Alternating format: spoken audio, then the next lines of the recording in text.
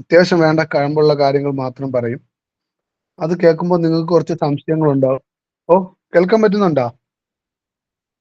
കേൾക്കാൻ പറ്റുന്നുണ്ടോ? യെസ് കേൾക്കാം. അത് സംശയം ഉണ്ടെങ്കിൽ നിങ്ങൾക്ക് ചോദിക്കാം. നിങ്ങളുടെ സംശയങ്ങളൊക്കെ തീർത്ത് നമ്മൾ സെഷൻ അവസാനിപ്പിക്കുകയുള്ളൂ. ഒരുപാട് വലിച്ചു നീട്ടിയെന്ന് പറയത്തില്ല. അത്യാവശ്യം നമ്മൾ അറിയേണ്ടതും ശ്രദ്ധിക്കേണ്ടതുമായി വളരെ സിമ്പിളായിട്ട് നമുക്ക് ഇന്റർവ്യൂ പങ്കെടുക്കാനും പിന്നെ ആ ഇന്റർവ്യൂ പാസ്സാകാനും കഴിയുന്ന തരത്തിലുള്ള ക്ലാസ്സാണ്. അപ്പൊ ഞാൻ പറഞ്ഞത്, ഒരുപക്ഷെ എഴുത്ത് പരീക്ഷയേക്കാൾ കൂടുതൽ പ്രിപ്പറേഷന്റെ ആവശ്യമുള്ളത് ഇന്റർവ്യൂവിനാണ്. ഇപ്പൊ നമ്മള് അവിടെ ചെല്ലുമ്പോൾ ഇന്റർവ്യൂവിൽ നമ്മൾ ഒറ്റയ്ക്കേ കാണുള്ളൂ.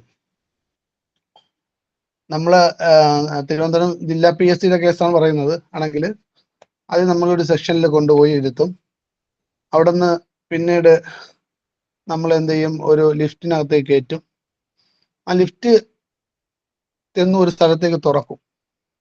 അത് ഏത് നിലയൊന്നും അറിഞ്ഞൂടെ, ഏത് പിന്നെ മെമ്പറാണ് ആ റൂമിലുള്ളതെന്ന് അറിയത്തില്ല. അവിടെ ചെന്ന് തുറക്കും. ഓപ്പണായി നമ്മൾ അവിടെ ഇറങ്ങുന്നു.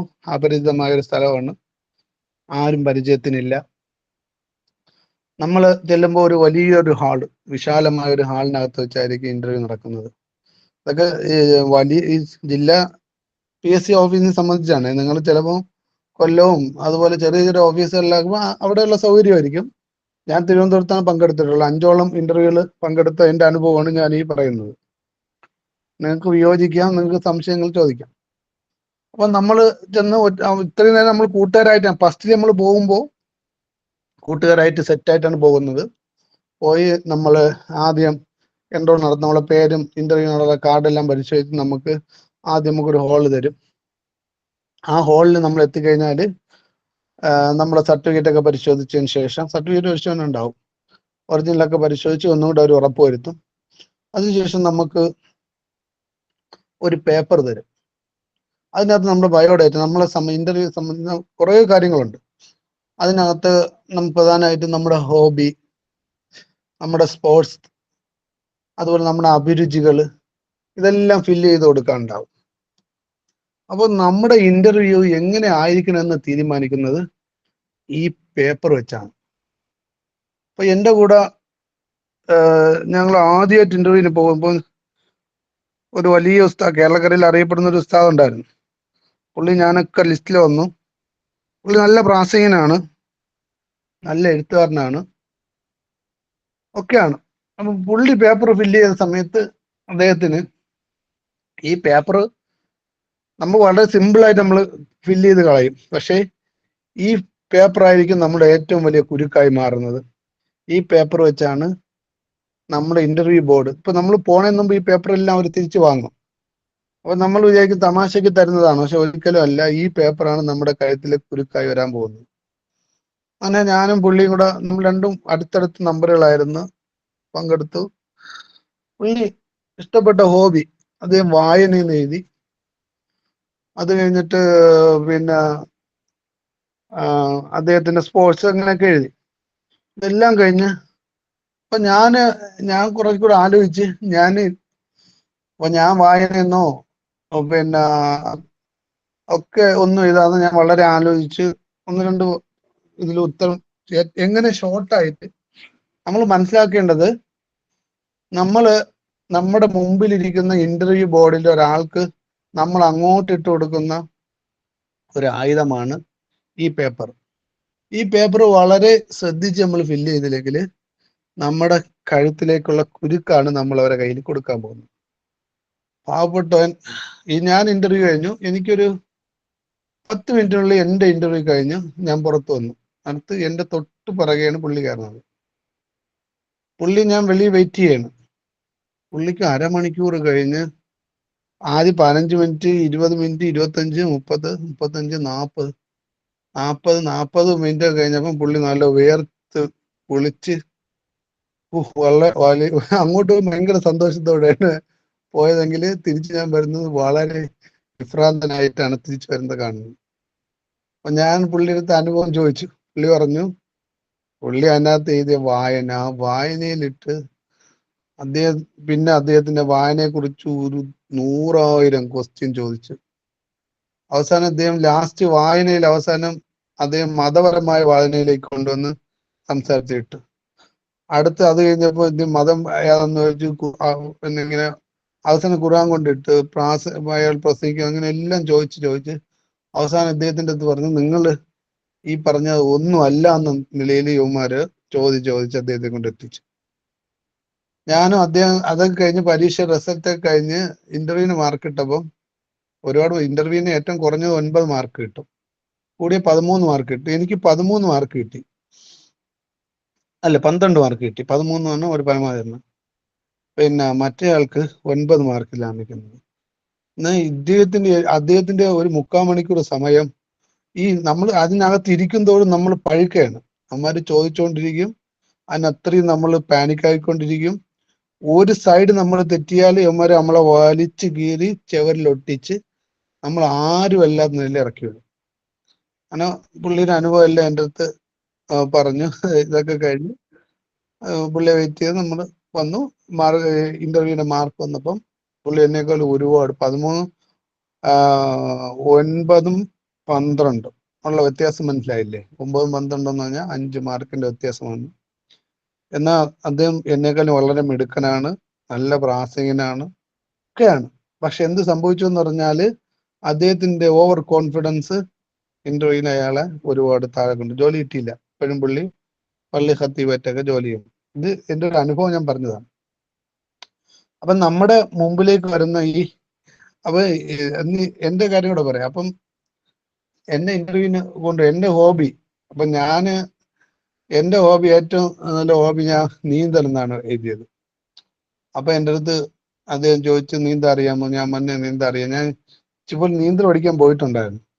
അപ്പൊ എങ്ങനെയൊക്കെ നീന്തുമെന്ന് വെച്ചാൽ അയാൾക്ക് നീന്തലിനെ കുറിച്ച് ഇപ്പൊ ഞാൻ പറഞ്ഞില്ല, ഈ ഇന്റർവ്യൂ ബോർഡിൽ എന്റെ കൂട്ടത്തിൽ ഞാൻ പറയണം, എത്ര പേര് വേണമെന്ന് പറഞ്ഞാൽ 1 ലാംഗ്വേജ് എക്സ്പേർട്ട് കാണും, 2 ഡിപ്പാർട്ട്മെന്റിൽ നിന്ന് ഒരാൾ കാണും, 2, 3 PSC മെമ്പർ ഒരാൾ കാണും, ഏറ്റവും ചുരുങ്ങിയ 3, ചിലപ്പം വേറൊരാളും കൂടെ കാണും, 4.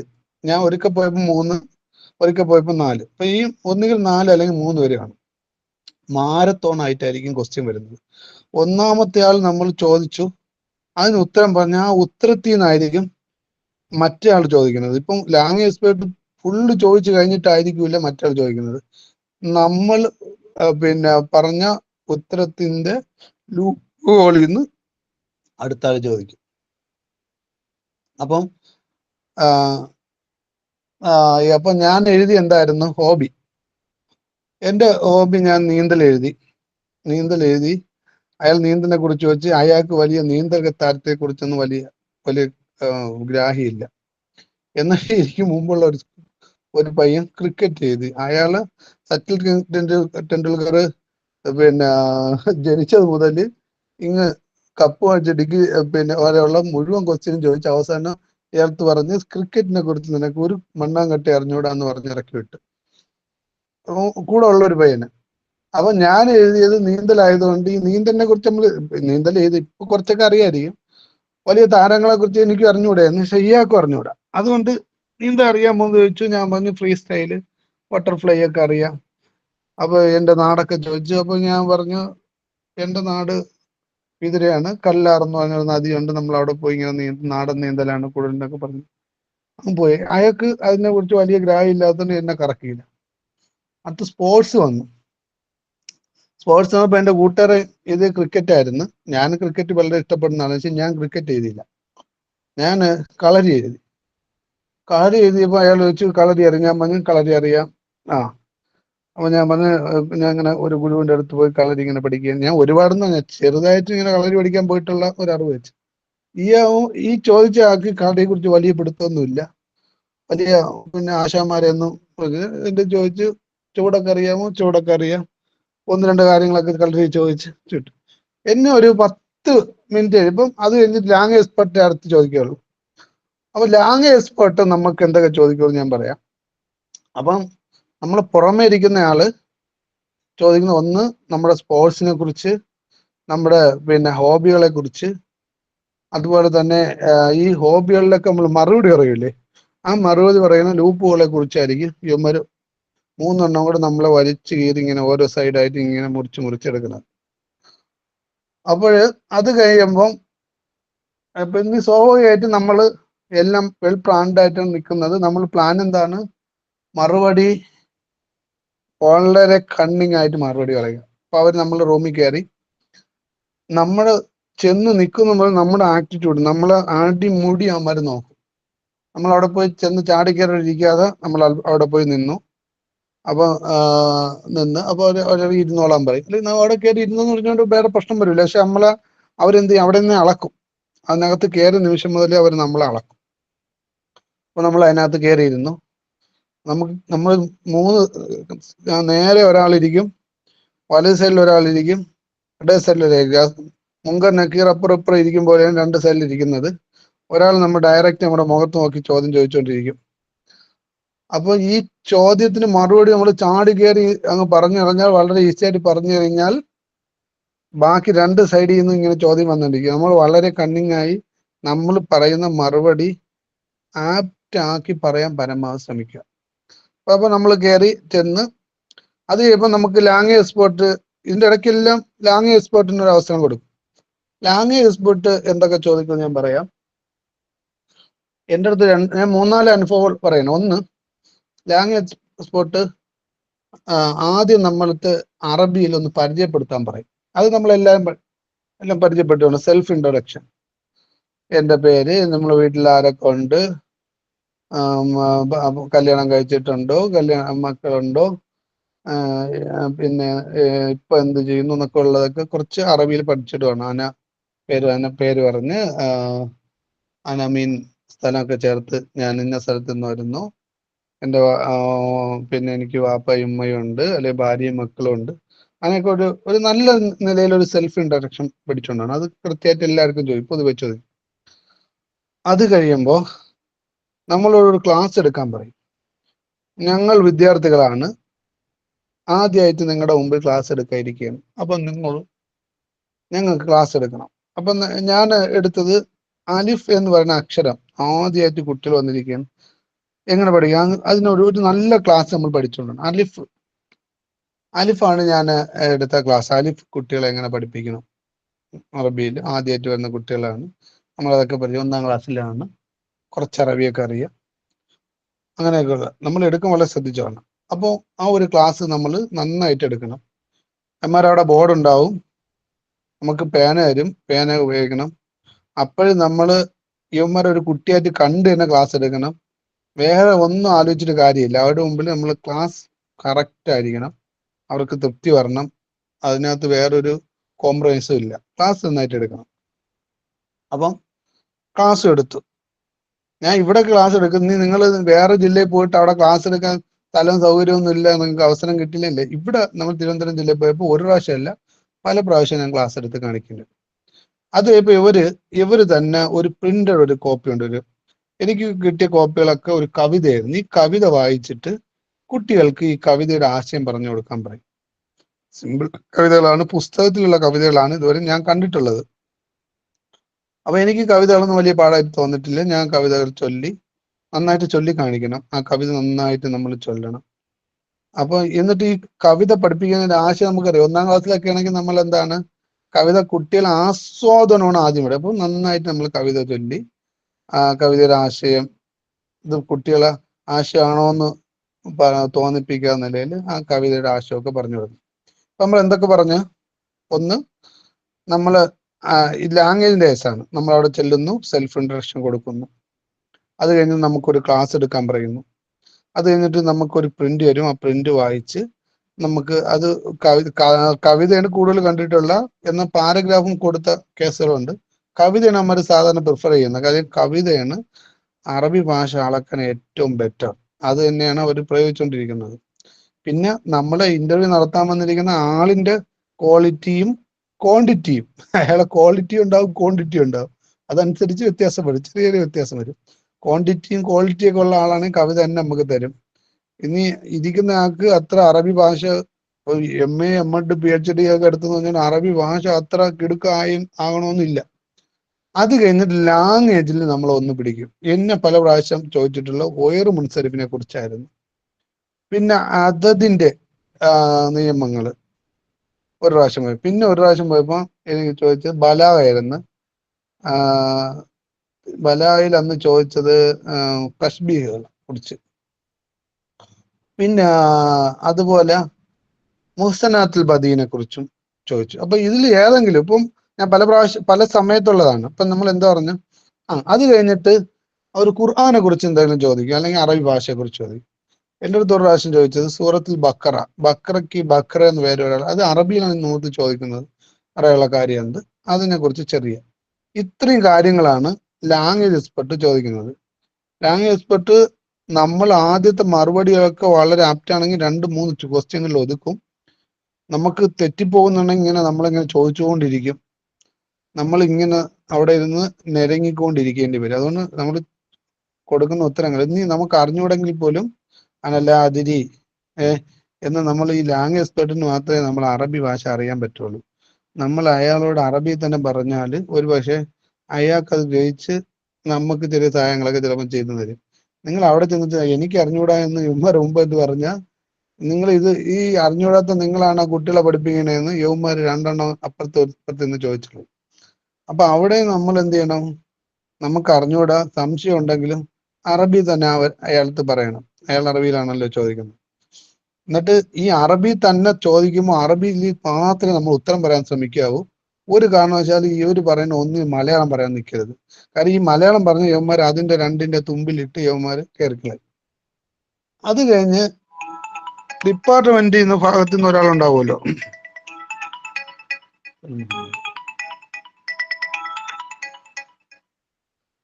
ഡിപ്പാർട്ട്മെന്റിന്റെ ഭാഗത്തു നിന്ന് ആള് ചോദിക്കുന്നത് നമ്മളെ ഹൈറാർക്കി ഓഫ് എഡ്യൂക്കേഷൻ ആയിരിക്കും ചോദിക്കുന്നത്. ഡിഒയുടെ ചില ഫുൾ ഫോം ചോദിക്കാം, ഇപ്പോഴത്തെ വിദ്യാഭ്യാസ കാഴ്ചപ്പാട് ചോദിക്കാം, വിദ്യാഭ്യാസ പദ്ധതികളെ കുറിച്ച് ചോദിക്കാം. അയാൾ അങ്ങനെയാണ് ചോദിക്കുന്നത്. HMന്റെ മുകളിൽ ആരാണ്? ഇപ്പൊ നമുക്കറിയാം, ആദ്യം ടീച്ചറിന്റെ മുകളിൽ HMന്റെ മുകളിൽ AIO, AIയുടെ മുകളിൽ DO, DOയുടെ മുകളിൽ DD, DDയുടെ മുകളിൽ DGE, DGയുടെ മുകളിൽ വിദ്യാഭ്യാസ സെക്രട്ടറി. ഇങ്ങനെ ഹൈറാർക്കി ഓഫ് എഡ്യൂക്കേഷൻ ഒരിക്കൽ ചോദിച്ചാൽ അങ്ങനെ ചോദിക്കാം. ഇപ്പോഴത്തെ വിദ്യാഭ്യാസ സമ്പ്രദായത്തിന്റെ പേര്, അവർ മുമ്പോട്ട് വെക്കുന്ന കാഴ്ചപ്പാട്, അങ്ങനെയൊക്കെയുള്ള കാര്യങ്ങളാണ് ആര് ചോദിക്കുന്നത്, നമ്മുടെ ഡിപ്പാർട്ട്മെന്റിൽ നിന്ന് ഒരാളുണ്ടാവും, അയാൾ ചോദിക്കുന്നത്. ഇനി ഈ വിദ്യാഭ്യാസ ഇനിയുള്ള PSC എന്ന് പറഞ്ഞ അയാള് നമ്മുടെ ഇതിനകത്തുനിന്ന് എന്തെല്ലാം പിന്നെ ലൂപ്പ് ഹോൾഡ് എടുക്കാൻ പറ്റൂ അതിലെല്ലാം കയറി അയാൾ പിടിക്കും. ഒന്നും നമ്മുടെ ഹോബി ചോദിക്കും, നമ്മുടെ സ്പോർട്സ് ചോദിക്കും, പിന്നെ നമ്മുടെ വീട്ടിൽ ആരൊക്കെ ഉണ്ടെന്ന് ചോദിക്കും, പിന്നെ എന്തുകൊണ്ട് നമ്മൾ ഈ വിഷയം തിരഞ്ഞെടുത്തു എന്ന് ചോദിക്കും, എന്തുകൊണ്ട് ടീച്ചറാവാൻ നിങ്ങൾ ആഗ്രഹിച്ചു എന്ന് ചോദിക്കും. അങ്ങനെ പിന്നെ നമ്മൾ നേരത്തെ പറഞ്ഞ ഉത്തരങ്ങളിൽ നമുക്ക് വന്ന പാഴ്ചകൾ, ആ പാഴ്ചകളിൽ നിന്ന് നമ്മളോട് എന്തൊക്കെ ചോദിക്കാൻ പറ്റുമോ ഇതെല്ലാം ചോദിക്കും. അപ്പൊ നമ്മൾ ഇന്റർവ്യൂവിന് വളരെ പ്രിപ്പയർ ആയി പോയാൽ, പ്രിപ്പയർ ആയി പോകുക എന്ന് പറഞ്ഞാല് പരമാവധി നമ്മളെ പിന്നെ കീറി മുറിക്കാനുള്ള അവസരങ്ങളെല്ലാം മാറ്റി വളരെ കണ്ണിങ് ആയി ഉത്തരം പറഞ്ഞ് റെഡിയായി ഇന്റർവ്യൂ നേരിടാൻ വേണ്ടി നമ്മൾ സെറ്റായി ചെന്ന് കഴിഞ്ഞാൽ വളരെ സിമ്പിൾ ആയിരിക്കും ഇന്റർവ്യൂ. വളരെ പെട്ടെന്ന് തന്നെ ഒരു 5-10, എനിക്ക് 15 മിനിറ്റ് കൂടുതലൊന്നും എന്നെ ഇതുവരെ ഇന്റർവ്യൂ ചെയ്തില്ല. അതിനുള്ള അവസരം ഞാൻ ഉണ്ടാക്കി കൊടുത്തിട്ടില്ല. എൻ്റെ കൂടെ ഉള്ളവന്മാർ 1/2 മണിക്കൂർ 3/4 മണിക്കൂറൊക്കെ ഞാൻ അവന്മാർക്ക് വേണ്ടി വെയിറ്റ് ചെയ്തെങ്കിൽ എനിക്ക് അങ്ങനെയുള്ള അവസരം കൊടുക്കാതെയാണ് ഞാൻ എന്ത് ചെയ്യുന്നത്, ഉത്തരവൊക്കെ വളരെ കണ്ണിങ് ആയിട്ട് എഴുതുന്നത്. നമ്മുടെ വേഷത്തെ കുറിച്ച് പോലും എന്നെ ഒരു പ്രാവശ്യം ചോദിച്ചു. എന്നറിയാം, എന്നെ കണ്ടിട്ടുണ്ടോ അവർക്കറിയാം, തൊപ്പിയും പിന്നെ ജുബയും കൊടുത്താണ് കയറുന്നത്. അപ്പം ഒരു പ്രാവശ്യം എൻ്റെ വേഷത്തെ കുറിച്ച് പോലും കൃത്യമായി അമ്മ എന്നോട് ചോദിച്ചു. അമ്മ ചോദിച്ചതിന് ഒരല്പം പോലും രണ്ടാമത് ഒരു മറുപടി പറയാത്ത നിലയിൽ ഞാൻ അതിന് മറുപടി കൊടുത്തു. എനിക്കറിയാം ആ മറുപടിയിൽ ഒരല്പം പാളിച്ച വന്ന് എന്നെ അമ്മരെടുത്ത് കൊടുക്കുമായിരുന്നു. അപ്പൊ ഞാൻ വളരെ സിമ്പിളായിട്ട് തന്മയത്തോടു കൂടിയാണ് അതിന് മറുപടി വന്നത്. അതുകൊണ്ട് അതിനകത്തൊന്നും വേറെ വിഷയമൊന്നും വന്നിട്ടില്ല. അപ്പൊ ഇതുമായിട്ട് ബന്ധപ്പെട്ട് ആർക്കും എന്തെങ്കിലും ഡൗട്ടുകൾ ഉണ്ടെങ്കിൽ കൃത്യമായി ചോദിക്കാം, മറുപടി പറയുന്നതാണ്.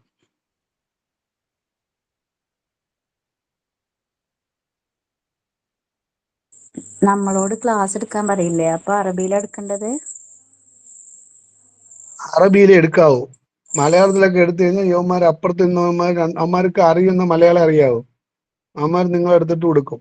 അതുകൊണ്ട് ഈ ഇങ്ങേർക്ക് മാത്രമേ കാര്യം മനസ്സിലാവൂ. ആര് ഈ നമ്മളത് പറഞ്ഞ അയാൾക്ക് മാത്രമേ തിരിയാവൂ. മറ്റന്മാർ എന്തോ സംഭവമാണെന്ന് ഇങ്ങനെ വായം തുറന്നിരിക്കണം. എനിക്ക് സ്പോർട്സുമായി ബന്ധപ്പെട്ട് അറിയില്ലെങ്കിൽ അറിയില്ല എന്ന് എഴുതാൻ പറ്റുമോ ഫോമില്? അല്ലെങ്കിൽ വിടാൻ അറിയില്ലാതെ ഈ നിങ്ങളാണ് പഠിപ്പിക്കാൻ ഇറങ്ങണമെന്ന് ചോദിക്കും അവന്മാര്. പച്ചയ്ക്ക് വിളിച്ച് നമ്മൾ മുഖത്ത് നോക്കി ചോദിക്കും. മേഖലയായിട്ടൊക്കെ എന്തെങ്കിലും പരിചയം വേണം അല്ലേ?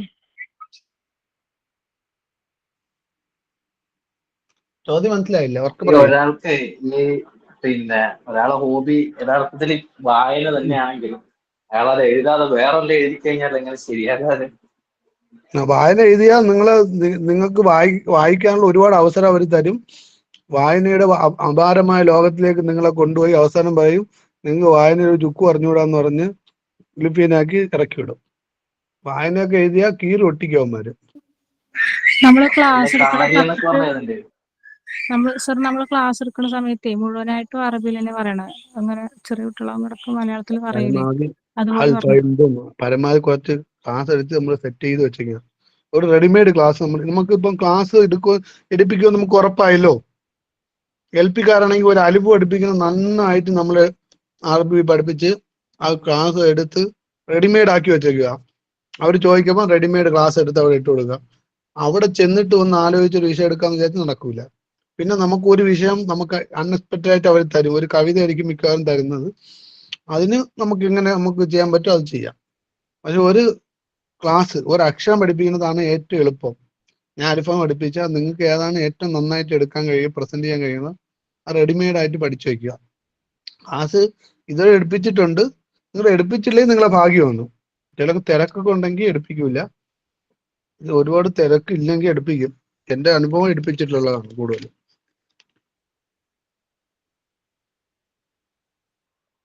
ഇത് മാത്രാണോ റാങ്ക് നിശ്ചയിക്കുന്നതില് റാങ്ക് നിശ്ചയിക്കുന്നതാണോ? റാങ്ക് നിശ്ചയിക്കുന്നതിൽ ഏറ്റവും പ്രാധാന്യം എഴുത്ത് പരീക്ഷ തന്നെയാണ് സാറേ. പക്ഷെ എഴുത്ത് പരീക്ഷയാണെങ്കിലും ഒരേപോലെ ഇപ്പൊ നിങ്ങൾക്ക് എനിക്ക് 35 മാർക്കുണ്ട്, നിങ്ങൾക്ക് 35 മാർക്കുണ്ട്. ഉദാഹരണമാണ് പറയുന്നത്. എനിക്ക് ഇന്റർവ്യൂവിന് 13 മാർക്കിൽ 12 മാർക്ക് കിട്ടി, നിങ്ങൾക്ക് 9 മാർക്കും കിട്ടി. നിങ്ങൾ എന്നെക്കാളും ഒരു 10-25 പേർക്ക് താഴെ വരും. അതാണ് ഈ ഇന്റർവ്യൂവിനുള്ള ഒരു പ്രത്യേകത. ഇനി നേരെ മറിച്ച് താഴെ വന്നപ്പോൾ നേരത്തെ കിട്ടി 25 നിങ്ങളുടെ മുകളിൽ വരികയും ചെയ്യും എഴുത്ത് പരീക്ഷ. അപ്പം എഴുത്ത് പരീക്ഷ പോലെ തന്നെ, അല്ലെങ്കിൽ എഴുത്തിൽ ഭയങ്കരമായ അന്തരം ഉണ്ടെങ്കിൽ പ്രശ്നം വരില്ല. നിങ്ങൾക്ക് 95 ഉണ്ട്, ബാക്കി എല്ലാവർക്കും 50-60 ഉണ്ടെങ്കിൽ നിങ്ങൾ ഇന്റർവ്യൂവിൽ എങ്ങനെ പോയി പങ്കെടുത്താലും ഒരു പ്രശ്നമില്ല.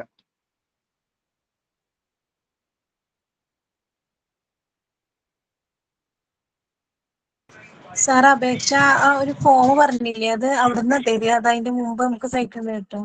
അല്ല, അപ്പൊ അവിടെ തരുള്ളൂ. സർട്ടിഫിക്കറ്റ് വെരിഫിക്കേഷൻ കഴിഞ്ഞൊക്കെ തരുള്ളൂ.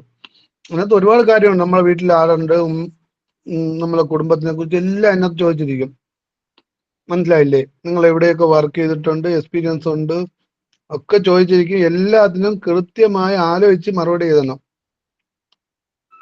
ഒരുപാട് എക്സ്പീരിയൻസ് ഒന്നും പറയരുത്.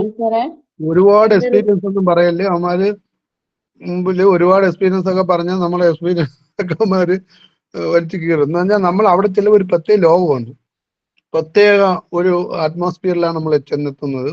ഇവന്മാർ 3 എണ്ണം കൂടെ നമ്മളെ മുമ്പിൽ ഇരുന്ന് നമ്മളെ കടിച്ചു കീറാനാണ് ഇരിക്കുന്നത്.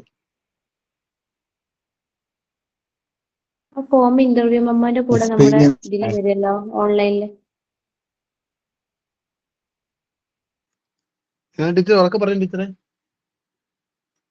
ആ ഫോം ബയോഡാറ്റയുടെ ഫോം ഇന്റർവ്യൂ മെമ്മോന്റെ കൂടെ നമ്മുടെ ഇതിൽ വരുമല്ലോ എന്ന് പറയാം, പ്രൊഫൈലില് വരും. പക്ഷെ ഞങ്ങളൊക്കെ ഉള്ളപ്പം അവിടെ ചെന്നിട്ടേ തരുള്ളൂമായിരുന്നു. ഇപ്പം അങ്ങനെ വരുമായിരിക്കും. ഇപ്പം തലേന്നെ പൂരിപ്പിച്ചിട്ട് നമ്മൾ അവിടെ ചെന്ന് നേരെ കൊടുക്കുകയാണ് ചെയ്യാറ്. അവിടെ നിന്ന് റിവർ എഴുതുമ്പോ ഇപ്പൊ തെറ്റിപ്പോകണ്ടെന്ന് അങ്ങനെയല്ല, വിചാരിച്ചിട്ട്. നമ്മൾ സർട്ടിഫിക്കറ്റ് വെരിഫിക്കേഷൻ കഴിഞ്ഞാലേ അവന്മാർ എന്ത് ചെയ്യുള്ളൂ, നമുക്ക് ഈ ഫോം തരുള്ളൂമായിരുന്നു. ഇപ്പൊ നിങ്ങൾക്ക് മനസ്സിലായി, അവർക്ക് അത്രയും പേപ്പർ കുറയ്ക്കാൻ വേണ്ടി നേരത്തെ നിങ്ങൾക്ക് അയച്ചു തരുമായിരിക്കും. അപ്പൊ അതിന് ഡൗൺലോഡ് ചെയ്ത് നിങ്ങൾ ഫില്ല് ചെയ്ത് പോകണം അല്ലേ? അതല്ലേ ഉദ്ദേശിച്ചത്? അതെ അതെ. പ്രശ്നമില്ല. ഇപ്പൊ ഈ പേപ്പർ അത്രയും കുറയ്ക്കാൻ വേണ്ടി അവർ ചെയ്തതായിരിക്കും. എന്തായാലും ആ ഫോം ഉണ്ടെന്ന് മനസ്സിലായല്ലോ. ആ ഫോമാണ് നമ്മുടെ ഇന്റർവ്യൂവിൽ എന്തൊക്കെ എങ്ങനെ നമ്മൾ അവരുടെ മുമ്പിൽ ചെന്ന് സബ്മിറ്റ് ചെയ്യണമെന്ന് തീരുമാനിക്കുന്നത്. സാർ ഇപ്പൊ നേരത്തെ പറഞ്ഞല്ലോ അലിഫ് സാർ എടുത്തു കൊടുത്തു എന്ന് പറഞ്ഞല്ലോ. അപ്പൊ അതല്ലാതെ ഇപ്പൊ അവിടെ നിന്ന് ഒരു പുസ്തകത്തിന്റെ ഒരു ഭാഗം നിന്നിട്ട് അങ്ങനെ എടുക്കാൻ പറയുന്ന ഒരു സാഹചര്യം ഉണ്ടായിട്ടുണ്ടോ? സാറേ, രണ്ട് ഞാൻ പറഞ്ഞില്ലേ, ഒന്ന് നമ്മൾക്ക് ഇഷ്ടപ്പെട്ട ഒരു ക്ലാസ് എടുക്കാൻ പറയും.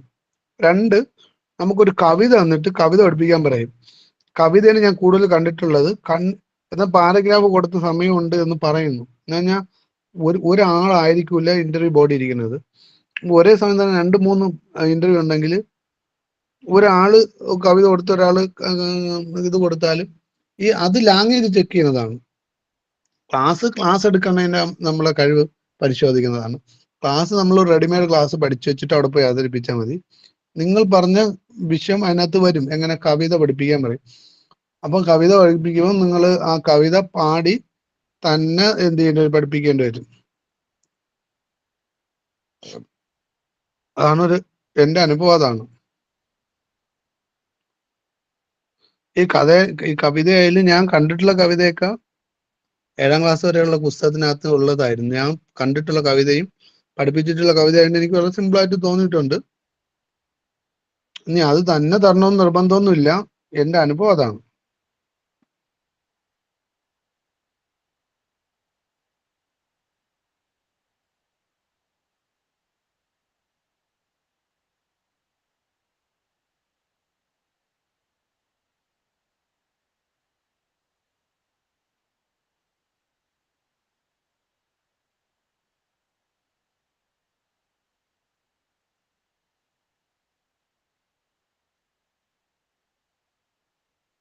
സർട്ടിഫിക്കറ്റ് വെരിഫിക്കേഷൻ സമയത്ത് നമ്മൾ എന്തെങ്കിലും കാര്യങ്ങൾ ശ്രദ്ധിക്കേണ്ടതുണ്ടോ? അതിൽ സാറേ പേരുകളും നമ്മളെ സർട്ടിഫിക്കറ്റിലെ പേരും നമ്മളെ PSC കൊടുത്തിരിക്കുന്ന പേരുകളെല്ലാം ഒരു കുത്തിൽ പോലും വ്യത്യാസം വരാതെ നോക്കണം. ഞാൻ ഇന്റർവ്യൂവിന് പോയ സമയത്ത് എന്റെ SLC സർട്ടിഫിക്കറ്റ് ഞാൻ എന്റെ ജീവിതത്തിൽ പോലും ശ്രദ്ധിച്ചിട്ടില്ല. എന്റെ ഉമ്മയുടെ പേര് അതിനകത്തില്ല. ഞാൻ പിന്നെ PSC കൊടുത്തിട്ടുണ്ടായിരുന്നു. അപ്പൊ എന്നെ അവിടെ കൊണ്ട് എന്നെ പിടിച്ചിരുത്തി. അപ്പൊ എനിക്ക് പിന്നെ അവിടെ മുമ്പിൽ ഒരു ഓപ്ഷനേ ഉള്ളൂ. ഉമ്മയുടെ പേര് ഒഴിവാക്കാൻ വേണ്ടി ഞാൻ സത്യവാങ് കൊടുത്തു. വെളിയിറങ്ങി ഉമ്മയുടെ പേര് ഒഴിവാക്കി ഞാൻ വീണ്ടും ഒന്നുകൂടെ കയറി. അതുകൊണ്ട് നമ്മൾ അത് കൃത്യമായി പരിശോധിച്ച് പോകണം. കൃത്യമായിട്ട് ഇതിനകത്ത് 2 ഓപ്ഷൻ നമ്മൾ ഉമ്മയുടെ പേര് ആഡ് ചെയ്തിട്ടാണ് ഞാൻ പിന്നെ വെരിഫിക്കേഷൻ വരാന്ന് പറഞ്ഞാൽ എനിക്ക് എല്ലാം നഷ്ടപ്പെടും. മനസ്സിലായില്ലേ? എന്റെ അവസരം പോലും നഷ്ടപ്പെടുന്നതുകൊണ്ട് ഞാൻ ലാസ്റ്റ് എന്ത് ചെയ്തു, അത് സമയം എടുക്കുകയും ചെയ്യില്ല. എന്റെ SLC മൊത്തം തിരുത്തിയാലേ എന്ത് ചെയ്യാൻ പറ്റുള്ളൂ, ഉമ്മ ആഡ് ചെയ്യാൻ പറ്റുള്ളൂ. അവിടെ ഞാൻ അത് ചെയ്തില്ല. പകരം എന്ത് ചെയ്തു, പ്രൊഫൈലിൽ നിന്ന് ഉമ്മയുടെ പേര് ഒഴിവാക്കാൻ വേണ്ടി സത്യവാങ് കൊടുത്തു. ഉമ്മയുടെ പേര് എനിക്ക് ഒഴിവാക്കി തന്നു. ഒന്നുകൂടെ റീസബ്മിറ്റ് ചെയ്ത് ഇന്റർവ്യൂ പങ്കെടുത്ത് വരെയാണ് ചെയ്തത്. അപ്പോൾ സർട്ടിഫിക്കറ്റും ആ കാര്യങ്ങളെല്ലാം ശ്രദ്ധിക്കണം. അത് ഞാൻ അവിടെ ചെന്നപ്പോഴാണ് SLC ബുക്കിൽ ഇല്ല എന്നുള്ളതേ ശ്രദ്ധിക്കുന്നത്. SLC ബുക്കിൽ ഇല്ലാത്തതുകൊണ്ട് അവന്മാരത് കൃത്യമായിട്ട് പറയുകയും ചെയ്തു. SL ബുക്കിൽ ആഡ് ചെയ്തുകൊണ്ട് വരാനാണ് എന്നെ ആവശ്യപ്പെട്ടത്. അപ്പൊ ഞാൻ പറഞ്ഞു, സാറേ അത് സമയമെടുക്കും, എനിക്കത് വേണ്ട.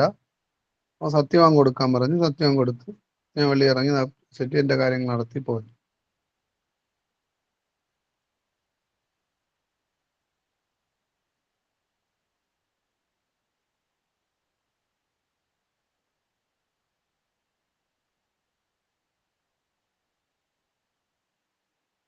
ഈ സെൽഫ് ഞാൻ മറുപടി പറഞ്ഞ ഇൻട്രൊഡക്ഷനിൽ ഓഫ് ആയിരുന്നോ ഡൗട്ട്. അപ്പൊ നേരത്തെ പറഞ്ഞ മറുപടി പറഞ്ഞ കേട്ടായിരുന്നോ? കേട്ടു. ഈ സർട്ടിഫിക്കറ്റിന്റെ മറുപടി പറഞ്ഞ കേട്ടല്ല? ആ ഓക്കെ. ഈ സെൽഫ് ഇൻട്രൊഡക്ഷനിൽ എന്താ നമ്മൾ ഈ ഹോബീസും കാര്യങ്ങളും അതൊക്കെ പറയണോ? ജസ്റ്റ് നമ്മൾ എന്താണ്, നമ്മൾ എവിടുന്ന വരുന്നത്, നമ്മളെ ഫാമിലി സ്റ്റാറ്റസ് എന്താണ്, അത് മാത്രം പറഞ്ഞാൽ മതിയോ? മതി.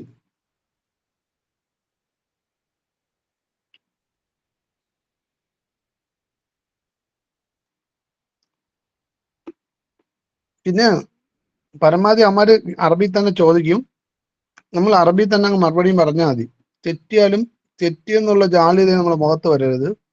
നമുക്ക് അറിഞ്ഞു തുടങ്ങി അനല അതിരി എന്ന് നമ്മൾ അറബിയിൽ അങ്ങ് പറഞ്ഞാൽ മതി. മറ്റേ ആൾ ചിലപ്പോൾ തല വിളിക്കും.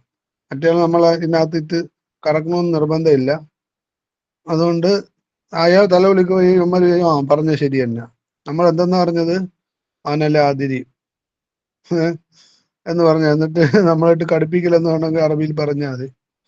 അങ്ങനെ വേറെ പ്രശ്നമൊന്നും വരില്ല. അപ്പം മറ്റേ തല ഒടിക്കപ്പം ഇവൻ പറഞ്ഞ എല്ലാം സെറ്റാണ്.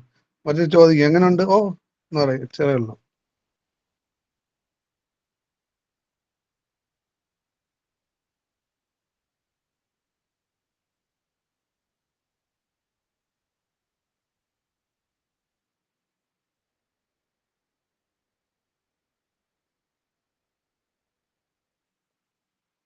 കഴിഞ്ഞോ? എങ്കിൽ നമുക്ക് അതിന്റെ പേരല്ലേ സാറേ? സാറേ ഇപ്പൊ ഏകദേശം എല്ലാ കാര്യങ്ങളും ഓരോരുത്തർക്കും മനസ്സിലായിട്ടുണ്ടെന്ന് വിചാരിക്കുന്നു. അപ്പൊ ഇനി എന്തെങ്കിലും ഡൗട്ട് ഉണ്ടെന്നുണ്ടെങ്കിൽ നിങ്ങൾ ഇൻഷാല്ലാ പേഴ്സണലി എന്നോട് ചോദിച്ചാൽ മതി. ഞാൻ സാറുമായി കമ്മ്യൂണിക്കേറ്റ് ചെയ്ത് ഞാൻ നിങ്ങൾക്ക് അറിയിക്കുന്നതായിരിക്കും.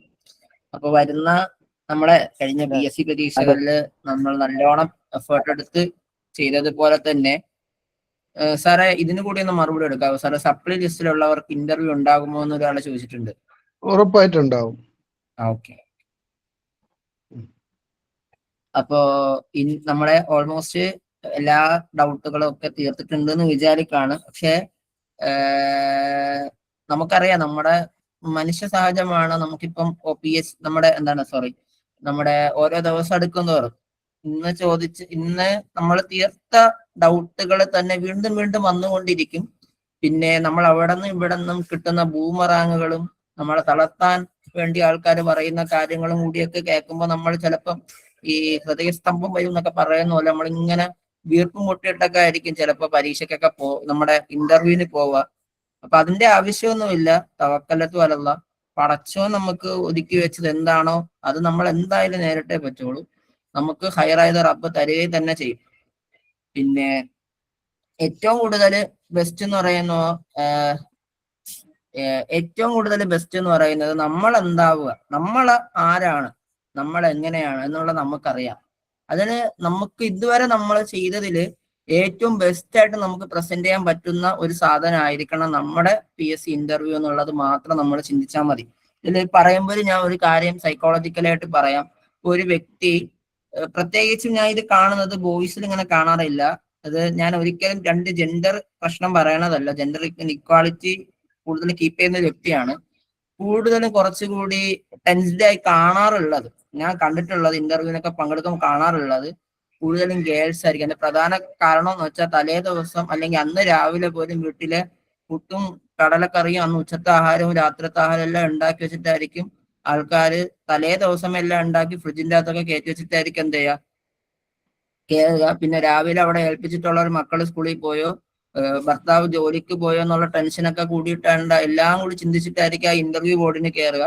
ഇതെല്ലാം കൂടി ചിന്തിക്കുകയും അവരുടെ ചോദ്യങ്ങൾ കേൾക്കുകയും എല്ലാം കൂടി പറയാൻ പറ്റാതാവുകയൊക്കെ ഉള്ള ഒരു ഇതൊക്കെ ഉണ്ടാകാം, അള്ളാഹു ആലം.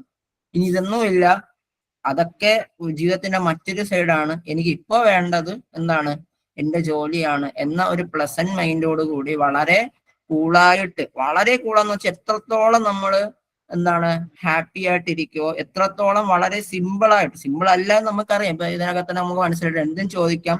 ഒരു അറ്റാക്കിങ് നമ്മൾ മറ്റേ ബോള് കൊണ്ട് ഗോൾ പോസ്റ്റിലേക്ക് പോകുമ്പോൾ എന്ത് ചെയ്യാണ്, 4 ഡിഫൻഡേഴ്സ് നിൽക്കുന്നെങ്കിൽ നമുക്ക് എങ്ങനെ നമ്മൾ ട്രാക്കിൾ ചെയ്ത് എന്ത് ചെയ്യുന്നു, ട്രാക്കിളാകുന്നു. ആ ട്രാക്കിൾ ചെയ്ത് നമ്മൾ എന്ത് ചെയ്യുന്നു, ഗോൾ പോസ്റ്റിലേക്ക് ഗോള് കയറ്റുന്നു, ഗോളിയെ കബളിപ്പിച്ച് ഗോൾ എങ്ങനെ നമ്മൾ അടിക്കുന്നു, നമ്മുടെ ടീമിനെ ജയിപ്പിക്കുന്നു എന്ന ഒരു മൈൻഡിൽ നമ്മൾ എന്ത് ചെയ്യുക, വളരെ ബുദ്ധിപരമായിട്ട് നമ്മളെ ഇന്റർവ്യൂവിനെ നേരിടുക. മാത്രമല്ല ടെൻഷനുകളൊക്കെ അങ്ങ് വലിച്ച് ദൂരെ കളയുക. പടച്ചോൻ ഒരുക്കി വെച്ചതൊക്കെ നമുക്ക് തരിക തന്നെ ചെയ്യും. ഇനി ആരൊക്കെ എന്തൊക്കെ പറഞ്ഞ് നമ്മളെ തളർത്തിയാലും ശരിയാണ്, നമുക്ക് നേടുക തന്നെ ചെയ്യും. അപ്പോൾ ടെൻഷനൊക്കെ മാറ്റി വെക്കുക, പഠിച്ച കാര്യങ്ങൾ ഒന്നും കൂടി ഒന്ന് റിവൈസ് ചെയ്യുക. സാറ് പറഞ്ഞതുപോലെ LP പരീക്ഷകൾക്ക് വേണ്ടി തയ്യാറെടുക്കുന്നവർ നിർബന്ധമായും ആ ടെക്സ്റ്റ് ബുക്കുകളൊന്ന് നോക്കുക. UP പരീക്ഷയ്ക്ക് തയ്യാറാക്കുന്ന UP ഇന്റർവ്യൂവിന് തയ്യാറാകുന്നവർ അങ്ങനത്തെ ടെക്സ്റ്റ് ബുക്കുകൾ നോക്കുക. ഹൈസ്കൂളിലേക്ക് തയ്യാറാകുന്നവർ ഹൈസ്കൂളിന്റെ ടെക്സ്റ്റ് ബുക്കുകളും UPയുടെ ടെക്സ്റ്റ് ബുക്കുകളൊക്കെ നോക്കുക. കാരണം UPയും ഹൈസ്കൂളും അറ്റാച്ച്ഡ് സ്കൂളുകളിലൊക്കെ ആയിരിക്കും ചിലപ്പോൾ ഹൈസ്കൂൾ അധ്യാപകർ പഠിപ്പിക്കേണ്ടി വരിക. അപ്പൊ അതുകൊണ്ട് തന്നെ ഹയർ സെക്കൻഡറി ഒന്ന് നോക്കി വെച്ചേ. കാരണം ചിലപ്പോൾ ഇനി ഭാവി കാലത്ത് ഹയർ സെക്കൻഡറിയും ഹൈസ്കൂളും ഒരേപോലെ വരികയാണെന്നുണ്ടെങ്കിൽ അവിടെയും പഠിപ്പിക്കേണ്ടതാണ് നമുക്ക്. അപ്പൊ അതുകൊണ്ട് ആ കാര്യങ്ങളൊക്കെ ഒന്ന് എന്ത് ചെയ്യുക, ഒന്നും കൂടി ഒന്ന് ജനറൽ ആയിട്ട് കാര്യങ്ങളൊക്കെ മനസ്സിലാക്കുക. പിന്നെ നന്നായിട്ട് പാട്ട് പാടാനൊക്കെ ഒന്ന് പഠിച്ചിട്ടൊക്കെ പോവുക. കാരണം പാട്ട് പാടേണ്ടി വന്നു കഴിഞ്ഞാൽ ഒരു ഇന്റർവ്യൂ നിർത്തി പോകേണ്ട ഒരു അവസ്ഥ ഉണ്ടാക്കരുത് നമ്മളായിട്ട്. പറഞ്ഞതിന്റെ അർത്ഥം മനസ്സിലായിട്ടുണ്ട് എന്ന് വിചാരിക്കുന്നുമുണ്ട്. വിചാരിക്കാത്തവർക്ക് എനിക്ക് പറഞ്ഞിട്ട് കാര്യമില്ല. അപ്പോൾ നല്ല രൂപത്തില് വളരെ സീരിയസ് ആയി എടുത്തുകൊണ്ട്, എന്നാൽ ടെൻഷനൊന്നും അടിക്കാണ്ട് എന്ത് ചെയ്യുക, കാര്യങ്ങളൊക്കെ പറയുക. പിന്നെ ഇത് പറഞ്ഞപ്പോ ഒരു ചെറിയൊരു കഥ എനിക്ക് ഓർമ്മയുണ്ട്, അതുകൂടി പറഞ്ഞ് അവസാനിപ്പിക്കാം. ഒരു ഒരു രസകരമായ ഒരു കഥയാണ്. എനിക്കൊരു ഫ്രണ്ട് ഉണ്ട്, ഓനെ ഇപ്പോഴും നല്ല ഫ്രണ്ടാണ്. ആള് പറഞ്ഞത് സാറ് പറഞ്ഞ പോലെ ഒരു മുത്താലിം ഒക്കെയാണ്, ഒരു പള്ളിയിലെ ഖത്തീബാണ് ഒക്കെയാണ്. പക്ഷെ മൂപ്പർക്ക് ഒരു പ്രശ്നമുണ്ട്. അതായത് ഏത് പരീക്ഷ വന്നു കഴിഞ്ഞാലും ഏതൊരു കാര്യം വന്നാലും മൂപ്പർ അവസാനമേ ചെയ്യുള്ളൂ. ഇവൻ എനിക്ക് മുമ്പ് ഒരിക്കലും ഞാൻ ആലപ്പുഴ സെന്റർ വെച്ച് ഞാൻ നെറ്റ് പരീക്ഷ എഴുതുന്നുണ്ട്. അപ്പോ ആലപ്പുഴ സെന്ററിന്റെ ഒരു പ്രശ്നം എന്ന് വെച്ച് കഴിഞ്ഞാൽ നല്ല ദൂരെയാണ്. അതിന്റെ തൊട്ടടുത്ത് ഒരു 4-5 കിലോമീറ്ററിനുള്ളിൽ കടയോ മറ്റു കാര്യങ്ങളോ ഒന്നും ഇല്ല. അപ്പൊ ഈ പുള്ളിക്കാരൻ എന്ത് പറ്റിയെന്ന് വെച്ച് കഴിഞ്ഞാല് ഹോൾ ടിക്കറ്റ് എടുത്തില്ല. എത്തിയ സമയം എക്സാമിന് അരമണിക്കൂർ മുമ്പാ. ഗേറ്റ് അടയ്ക്കാൻ 2 മിനിറ്റേ ഉള്ളൂ. പിന്നെ സ്പെഷ്യൽ പെർമിഷനും മറ്റു കാര്യങ്ങളൊക്കെ വാങ്ങി ഒരാളുടെ എന്ത് ചെയ്തു, ബൈക്കൊക്കെ സംഘടിപ്പിച്ചു പോയി.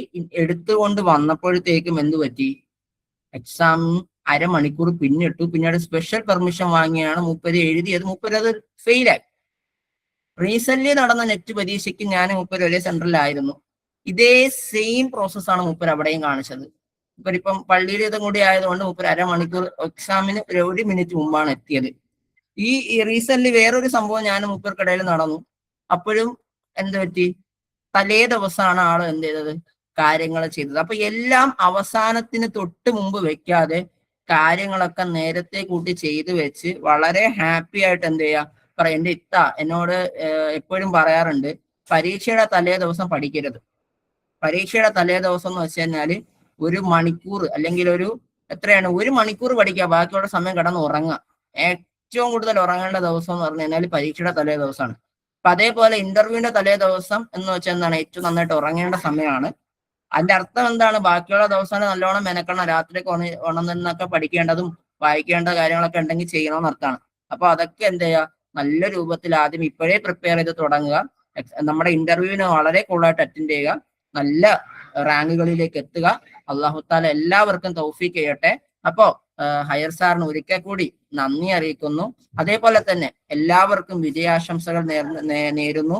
അതോടൊപ്പം തന്നെ ആദ്യ റാങ്കുകളിൽ തന്നെ ഞാന് നമ്മുടെ ലക്ഷ്യം പറഞ്ഞതുപോലെ നിങ്ങൾക്ക് ഓർമ്മയുണ്ടാവും, ഒരിക്കലും ഞാൻ പറഞ്ഞിരുന്നു, അടുത്ത ഒരു റാങ്ക് ലിസ്റ്റ് വരുമ്പോൾ നമ്മളെല്ലാവരും ആദ്യ റാങ്കുകളിൽ ഉണ്ടാവണം എന്നുള്ളതാണ്. ഇല്ലേ ഞാൻ ഈ പണി നിർത്തും എന്നൊക്കെ ഞാൻ പറഞ്ഞിരുന്നു. ഇൻഷാ അല്ലാഹ് നമുക്ക് കണ്ടറിയണം എന്താണ് ഇനി നടക്കാനിരിക്കുന്നതെന്നുള്ളതൊക്കെ. അപ്പോ അല്ലാഹു തആല എല്ലാവർക്കും തൗഫീഖ് ചെയ്യട്ടെ എന്ന് ആത്മാർത്ഥമായി പ്രാർത്ഥിച്ചു നിർത്തുന്നു. അസ്സലാമു അലൈക്കും വറഹ്മത്തുള്ളാഹി വബറകാതുഹു.